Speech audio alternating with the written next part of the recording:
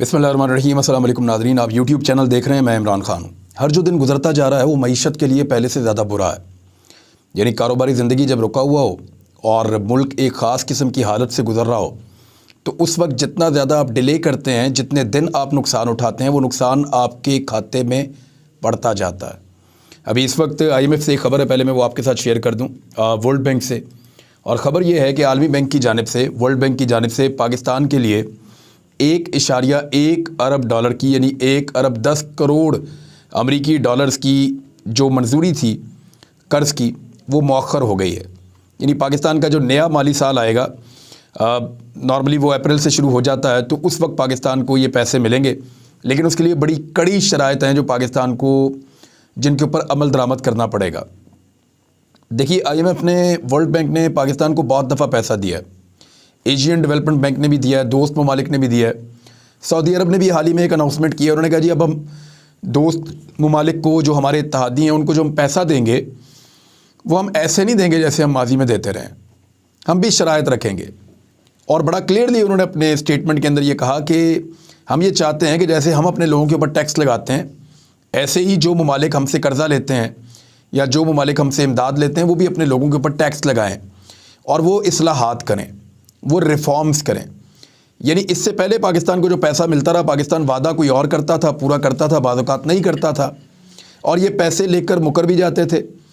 और एक तरह से ब्लैकमेलिंग चल रही थी कि हम पैसे ले लेते हैं दुनिया से और फिर ये सोच कर खर्च कर देते हैं कि हमें पॉलिटिकल फ़ायदा होगा, मुल्क तो कभी ना कभी चल ही जाएगा।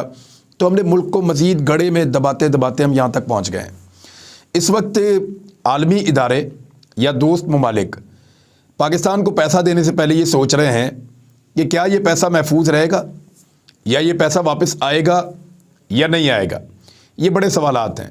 खुदा न खास्ता पाकिस्तान अगर डिफ़ॉल्ट हो जाता है तो रिकवरी कैसे होगी। अब ये अजीब चीज़ें हैं और पाकिस्तान को पहली मरतबा शायद इस तरह के हालात फेस करने पड़ रहे हैं। ये 1 अरब 10 करोड़ डॉलर के 2 कर्ज़ों की जो मंजूरी है वो आइंदा माली साल तक के लिए मौखर कर दी गई है। कर्ज़ों की मंजूरी जून से ज़ेर इल्तवा है, जबकि पाकिस्तान का अगला माली साल अप्रैल में शुरू होगा। तो अब पाकिस्तान को ये पैसे अगर मिल जाते तो पाकिस्तान के लिए बहुत बेहतर रहता और कौमी ख़जाने के अंदर ये पैसे आते तो हमारे रिज़र्व थोड़े बढ़ जाते। लेकिन इस वक्त की जो सिचुएशन है वो मैं आपको बताऊं तो वो बहुत ही खौफनाक है। उसमें पाकिस्तान के पास पैसे बहुत थोड़े हैं। 4 अरब डॉलर से कुछ ज़्यादा पाकिस्तान के पास कौमी ख़जाने में पड़े, हमारे पास ज़र मुबादला के ज़खायर, और ये पैसा जो है वो 3 हफ्ते के इंपोर्ट बिल्स के बराबर है। जो चीज़ें आप बाहर से इंपोर्ट करते हैं ना, उनके लिए आपको पैसा देना पड़ता है और पैसा पाकिस्तान के पास है नहीं। पाकिस्तान डॉलर देने से इनकार कर रहा है। वहाँ ताजिर भी बिगड़ गए हैं। वो क्या कह रहे हैं मैं आपको बताता हूँ, और कोई पॉलिटिकल खबरें वो भी आपके साथ शेयर करते हैं कि पहले ये आप देख लें कि ताजिर क्या कह रहे हैं। ताजिरों ने जो बंदरगाहों पे उनके कंटेनर्स फंसे हुए हैं, 5700 कंटेनर्स हैं। ये जो बाहर से सामान मंगवाया है ताजिरों ने, वो सामान मंगवाते हैं। एक एक इंपोर्टर जो है उसके साथ 200-200 300-300 दुकान मुंसलिक है। हर दुकान के साथ 10-10 8-8 लोग मुंसलिक हैं और इतने घराने मुंसलिक हैं। तो वो सारे लोग बेरोज़गार हो जाते हैं जब वो सामान नहीं मिलता, ख़रीदो फरोख्त बंद होती है तो। और जहाँ फैक्ट्रियाँ प्रोडक्शन करती हैं, पाकिस्तान में ज़्यादातर हम वैल्यू ऐड करते हैं। जो चीज़ें हम बाहर से मंगाते हैं उनको मंगवा के उनमें से नई प्रोडक्ट्स बना के हम पूरी दुनिया को बेचते हैं। तो वो जो सामान बाहर से मंगवाया ताजिरों ने, सनतकारों ने, वो कंटेनर्स फंसे हुए हैं सारे बंदरगाहों पे। अब वहाँ पे ताजिरों ने बंदरगाहों पर फंसे 5700 दरामदी कंटेनर्स की रिलीज़ के लिए जद्दोजहद करने का फ़ैसला किया है और अब वो एक कैंपेन चलाने जा रहे हैं। थोड़े दिन पहले सनतकारों ने इस बारे में वार्न भी किया था। उन्होंने कहा था कि पाकिस्तान के अंदर खुदा न खास्ता दंगे शुरू हो जाएंगे, जो हालात आपने पैदा कर दिए हैं।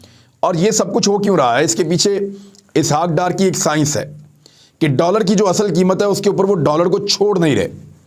डॉलर को उन्होंने दबा कर रखा हुआ है, उसको मुट्ठी में रखा हुआ है कि मैं इसको 230 से ऊपर नहीं जाने दूंगा। पहले तो वो क्लेम करते थे मैं उसको 100 रुपये पे ले आऊँगा, 100 रुपये का हम डॉलर कर देंगे। फिर कहते थे नहीं 130-135 का कर देंगे। फिर जब डार साहब आए तो उन्होंने कहा जी मैं 200 से कम कर दूंगा। फिर बड़े बड़े दानिश्वरों से उन्होंने ट्वीट करवाया कि डार आ गया, डॉलर डर गया, ये हो गया, वो हो गया। वो 230 पे भी नहीं रोक पा रहे। एक्चुअल जो प्राइस है डॉलर की वो 260 रुपये से ऊपर की है। मार्केट में, ओपन मार्केट में 270 का भी नहीं मिल रहा। ये एक कन्फ्यूजन और एक सिचुएशन जो क्रिएट कर दी है इसहाक डार की पॉलिसी ने और जिद ने, उसने पाकिस्तान को नुकसान पहुंचाया हुआ है। और ये सारी इंपोर्ट इसलिए रुकी हुई है। ये चीज़ें पाकिस्तान में आएंगी, उसके साथ ही पाकिस्तान की एक्सपोर्ट्स जुड़ी हुई हैं। बलूचिस्तान के जो वज़ीर आला हैं उन्होंने तो साफ कह दिया, उन्होंने कहा जी हमारा माली बहरान इतना संगीन हो गया है कि सरकारी मुलाजमीन की तनख्वाहें देने के लिए भी पैसे नहीं हैं। और ये खबर मैं आपको कहीं और से नहीं बता रहा, ये जियो न्यूज़ के ऊपर छपी हुई है। और बलूचिस्तान के वज़ीर आला अब्दुल कुद्दूस बदंजो ने इंकशाफ किया है कि सूबे का माली बहरान संगीन हो गया है। सूबे के बाद सरकारी मुलाजमीन की तनख्वाहों के लिए अब पैसे नहीं हैं। और वो कह रहे हैं जी पैसा जारी किया जाए हमें वफाक की जानिब से। वफाक के पास पहले ही पैसा नहीं है, तो अगर तनख्वाहें देने के पैसे नहीं होंगे, और मैं आपको पहले ही बता चुका हूं कि बहुत सारी जगहों पे सरकारी अफसरान ने इस बात की शिकायत की है कि उनको तनख्वाहें नहीं मिल रही। अब अगर सरकारी अफसरान को तनख्वाहें नहीं मिलेंगी तो निज़ाम कैसे चलेगा? मुल्क यहाँ तक ऐसे ही नहीं पहुँच गया। 8 महीने बड़ी मेहनत की है सहूलतकारों ने, और 8 महीने बड़ी मेहनत की है तजर्बाकारों ने, तब जाके मुल्क यहाँ तक पहुँचा है। और अब यहाँ से मुल्क को निकालना कैसे है, उसका फैसला करने की बजाय ये फैसला किया जा रहा है कि हमने अगला पैंतरा कौन सा चलना है, हमने कितने इस्तीफ़े मज़ीद मंजूर करने हैं, और कितने इस्तीफ़े किस किस के मंजूर करने हैं, और किस तरीके से उनको इलेक्शन कमीशन से फारिग करवाना है, और फिर इलेक्शन में जाना है। तो अब इलेक्शन में जाने के लिए तो उनकी उम्मीदवारी तैयार नहीं है। ये जो सिचुएशन है पीडीएम की या सियासी जमातों की तारीख में, उनको कभी ये सूरत हाल नहीं देखनी पड़ी कि उन्होंने अपने उम्मीदवारों से कहा कि 35 हल्के हैं, जाओ जाकर इलेक्शन लड़ो। तो उम्मीदवारों ने कहा कि नहीं जी हम इलेक्शन नहीं लड़ सकते। उसके 2 रीज़न्स हैं, एक इमरान खान ज़मानतें ज़ब्त करवा देगा, जो महंगाई की वेव आई हुई है, जिस किस्म की उनकी इस वक्त पॉपुलैरिटी है, और दूसरा रीज़न ये है कि हम इतना पैसा लगाकर इलेक्शन लड़ें, अव्वल तो जीते ही ना, और अगर जीत भी जाएँ तो 2 महीने बाद फिर इलेक्शन लड़ें। तो हमसे ये नहीं होता, ये बोझ हम नहीं उठा सकते। और ये पहली मर्तबा इस मुल्क की तारीख में इलेक्शन लड़ने से सियासी जमातों ने इनकार कर दिया। पहले तो ये 13 मिलकर लड़ते थे ना, अब 13 मिलकर भी नहीं लड़ रहे, मिलकर लड़ने के लिए भी तैयार नहीं है 13 की 13 जमातें। ये सूरत हाल पैदा हो गई है। 200 अरब रुपए से जायद के नए टैक्सेस लगने जा रहे हैं मिनी बजट में।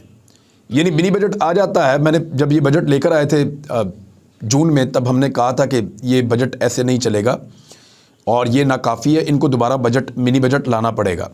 2 मरतबा पहले मिनी बजट आ चुका है और अब ये तीसरी मरतबा मिनी बजट आ रहा है, और इसमें 200 अरब रुपए के जो है वो मज़ीद टैक्सेस पाकिस्तानी अवाम के ऊपर लगाए जाएंगे।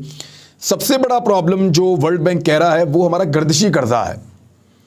गर्दिशी कर्जा कहते हैं सर्कुलर डेब्ट, यानी आप जो एनर्जी प्रोड्यूस करते हैं उसके बिल आप अदा नहीं कर पाते पूरे, और जब आप नहीं अदा कर पाते, यानी बिजली चोरी भी होती है पाकिस्तान के अंदर, बिजली जो है उसकी कीमत भी आप अदा नहीं कर सकते, तो डिफरेंट तरीक़ेकार है वो आपके ऊपर बढ़ता चला जाता है गर्दिशी कर्जा।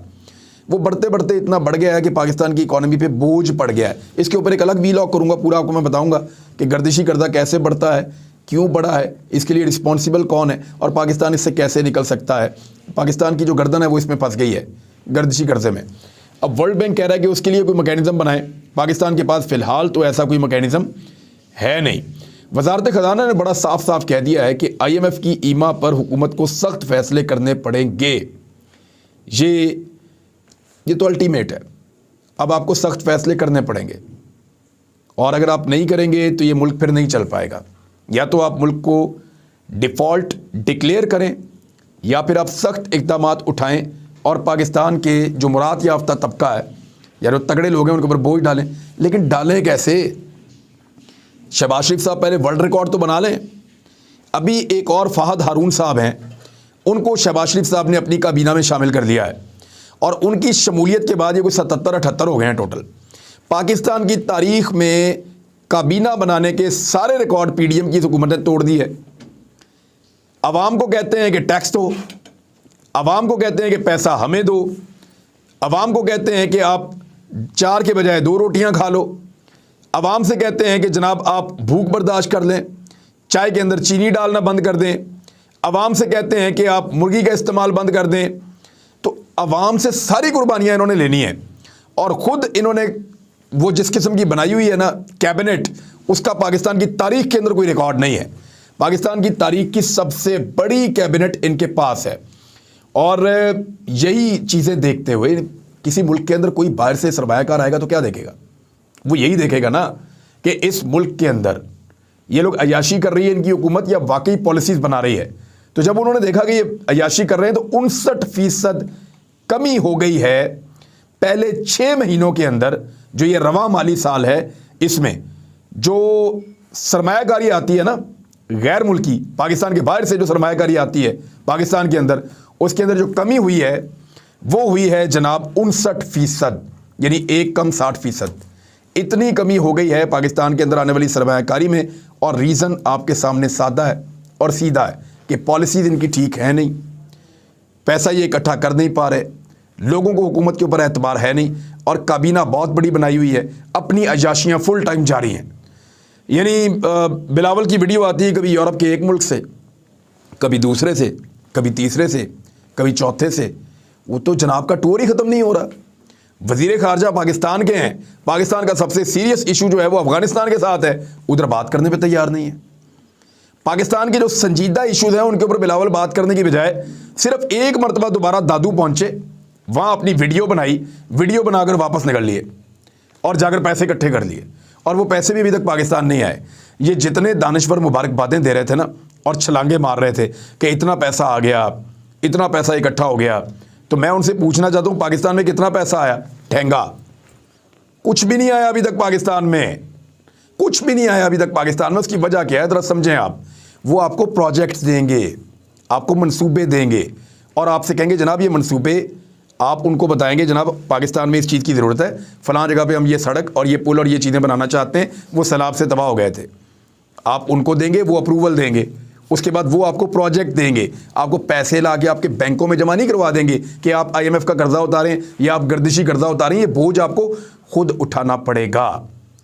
तो ये जो जिस किस्म की वो बातें की गई थी वो उनका कोई सर पाँव तो था नहीं, तो उस वक्त सब ने सेलिब्रेट किया, और अब वो पैसा कहाँ है ज़रा सारों से आप जवाब मांग लें। तोशाखाना के मामले के ऊपर मामला बहुत क्लियर हो गया है।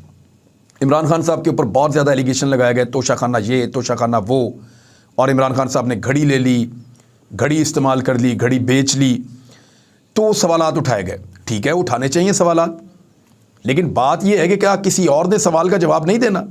अब जब अदालत ने कहा, लाहौर हाई कोर्ट में जस्टिस आसिम हफीज़ साहब ने तोशाखाना से तहफ़्फ़ुज़ वसूल करने वाली शख्सियात की तफसीलात फराहम करने के हवाले से दरख्वास्त की समाअत की है। वो कहते हैं जी लाओ सबका रिकॉर्ड लेकर आओ, जब से पाकिस्तान बना जितने तोहफे मिले, कौन कौन क्या ले गया, हिसाब लेकर आओ। तो अब भाग रहे हैं, हिसाब लेकर नहीं आ रहे। वफाकी हुकूमत ने अदालत को तोशाखाना के तहफ़्फ़ुज़ की तफसील देने से इनकार कर दिया है और कहा है कि बैनुल-अक़वामी ताल्लुकात मुतासिर हो सकते हैं। क्यों जी? जब आप पूरी दुनिया के अंदर घड़ी घड़ी कर रहे थे तो बैनुल-अक़वामी ताल्लुकात मुतासिर नहीं हो रहे थे? जब आप जाकर मार्केटों के अंदर चेक कर रहे थे तो बैनुल-अक़वामी ताल्लुकात मुतासिर नहीं हो रहे थे? बैनुल-अक़वामी ताल्लुकात सिर्फ तब मुतासिर होंगे जब जरदारी का, नवाज शरीफ का, परवेज़ मुशर्रफ का या बाकी लोगों का रिकॉर्ड देना पड़ेगा तोशाखाना का। मेरे ख्याल में तो इसके अंदर जो है वो बाकी जो इस्टेब्लिशमेंट और दीगर इदारे हैं, जिस चीज़ को जो जो तोहफा मिलता है सबका रिकॉर्ड लेना चाहिए, सिर्फ सियासतदानों का नहीं होना चाहिए। ये रिकॉर्ड जो है ये पाकिस्तान के तमाम इदारों का होना चाहिए। पाकिस्तान के मिलिट्री चीफ्स जब दुनिया का दौरा करते हैं, बहुत दूर दूर तक जाते हैं, पाकिस्तान के जजेस जाते हैं, सब लोग जाते हैं, इनको भी तोहफे मिलते हैं, वो भी पता चलना चाहिए कि कितने तोहफे मिले और कैसे लेकर गए, क्योंकि ये तो पाकिस्तानी कौम का एक होता है ना दिया हुआ, पाकिस्तानी कौम के लिए अमानत है। फिर अगर वो इमरान खान के लिए एक कानून आपने बनाया या एक क्राइटेरिया आपने सेट किया तो वही फिर क्राइटेरिया आपके लिए भी है। अदालत ने एक सवाल भी वहाँ पे उठाया कि अगर एक BMW गाड़ी का तोहफा आ जाता है और कहा जाता है कि इसके बदले में LNG का ठेका दे दें तो फिर क्या होगा? अब ये सवाल को यहीं तक रहने दें आप, बहुत सारी चीज़ें और खुल जाएंगी। तो मेरे ख्याल में वफाकी हुकूमत के पास अब कोई जवाब नहीं है। अगर उन्होंने तोशाखाना उठाया है तो लेकर आए, सबका रिकॉर्ड सामने रखें ताकि दूध का दूध और पानी का पानी हो और पूरी कौम को पता चले कि कौन अपने घर क्या ले गया।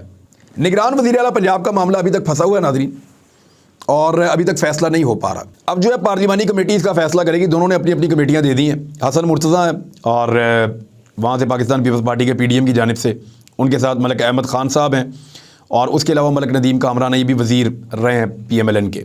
तो ये 3 लोग वहाँ से हैं, और दूसरी जानिब से राजा बशारत हैं, उनके साथ मियाँ असलम इकबाल साहब हैं और हाशिम जमा बख्त हैं। ये लोग अब फैसला करेंगे कि किसको बनाना है। इमरान खान साहब ने शॉर्ट लिस्ट करके नाम भिजवा दिए हैं। वहाँ से भी अब कोशिश ये की जा रही है क्योंकि चैनल 24 के जो मालिक हैं मोहसिन नकवी, उनका नाम ना सिर्फ पीडीएम चाहती है कि वो बन जाएं, बल्कि उनका नाम किसी और जगह से भी आ रहा है और वहाँ से भी ज़ोर लगाया जा रहा है कि इस शख्स को बना दिया जाए। उसके पीछे रीज़न ये है कि बहुत मुमकिन है कि आने वाले दिनों में कुछ इस तरह के हालात पैदा करने की कोशिश की जाए कि इंतखाबात डिले में चले जाएँ, इंतखाबात लंबे हो जाएँ और ये निगरान हुकूमत तब तक चले जब तक कि वफाकी हुकूमत के अंदर वहाँ पे वफाक में इलेक्शन साथ में नहीं होता।